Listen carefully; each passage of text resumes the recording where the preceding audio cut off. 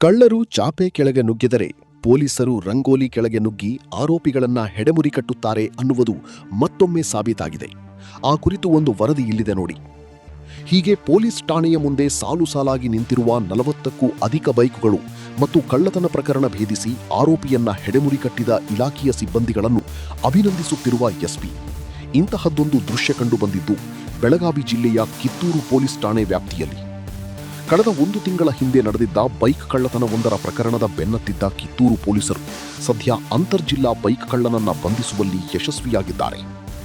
ಬೆಳಗಾವಿ, ಹುಬ್ಬಳ್ಳಿ, ಧಾರವಾಡ, ಗದಗ ಮತ್ತು ಉತ್ತರ ಕನ್ನಡ ಜಿಲ್ಲೆ ಸೇರಿ ಹಲವು ಕಡೆ ಹೀರೋ ಸ್ಪ್ಲೆಂಡರ್ ಬೈಕ್ಗಳನ್ನು ಕಳ್ಳತನ ಮಾಡಿ ಮಾರಾಟ ಮಾಡುತ್ತಿದ್ದ ಖತರ್ನಾಕ್ ಕಳ್ಳ ಕೊನೆಗೂ ಸಿಕ್ಕಿಬಿದ್ದಿದ್ದು ಚೆನ್ನಮ್ಮನ ಕಿತ್ತೂರು ಪೊಲೀಸ್ ಠಾಣೆಯ ಸಿಬ್ಬಂದಿಯ ತನಿಖೆಯಿಂದ ರಾಜ್ಯದ ವಿವಿಧ ಜಿಲ್ಲೆಗಳಲ್ಲಿ ಕಳ್ಳತನವಾಗಿದ್ದ 43 ಬೈಕುಗಳು ಸದ್ಯ ಅವುಗಳ ಮೂಲ ಮಾಲೀಕರ ಕೈ ಸೇರಲಿವೆ.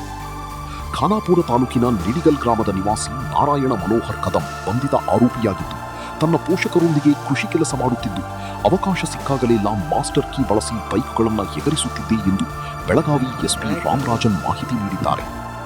ಇನ್ನು ಆರೋಪಿಯು ತಾನು ಕದ್ದ ಬೈಕ್ಗಳನ್ನು ಗ್ರಾಮೀಣ ಭಾಗದ ಕೃಷಿ ನಿರತ ಕೂಲಿ ಕಾರ್ಮಿಕರಿಗೆ ಕಡಿಮೆ ದರದಲ್ಲಿ ಮಾರಾಟ ಮಾಡುತ್ತಿದ್ದರಿಂದ ಅಸಲಿ ದಾಖಲೆಗಳನ್ನು ಕೇಳುವ ಗೋಜಿಗೆ ಜನರು ಹೋಗದೆ ಕಳೆದ 2 ವರ್ಷಗಳಿಂದ ಬೈಕ್ ಕಳ್ಳತನ ಮಾಡುತ್ತಿದ್ದೆ ಎಂದು ತಿಳಿದು ಬಂದಿದ್ದು ಸಾರ್ವಜನಿಕರು ವಾಹನಗಳ ದಾಖಲೆ ಪರಿಶೀಲನೆ ಮಾಡದೆ ಸೆಕೆಂಡ್ ಹ್ಯಾಂಡ್ ಬೈಕ್ ಮತ್ತು ಕಾರುಗಳನ್ನು ಖರೀದಿಸದಂತೆ ಬೆಳಗಾವಿ ಎಸ್ಪಿ ಸಾರ್ವಜನಿಕರಿಗೆ ಎಚ್ಚರಿಕೆಯ ಸಂದೇಶ ನೀಡಿದ್ದಾರೆ.